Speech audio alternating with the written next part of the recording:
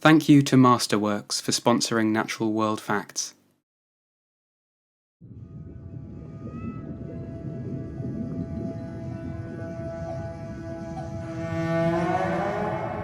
In the depths of the ocean, life moves to a slower tune.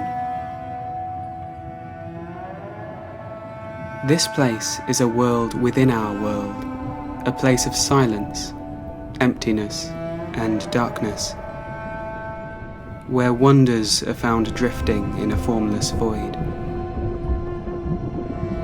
With every new discovery that is made in this fascinating world, we come a little closer to understanding the processes at play, and the more complex it starts to appear. In 1843, naturalist Edward Forbes proposed the Abyssus theory, in which he postulated that the abundance and variety of marine life decreases with depth, and altogether ceases below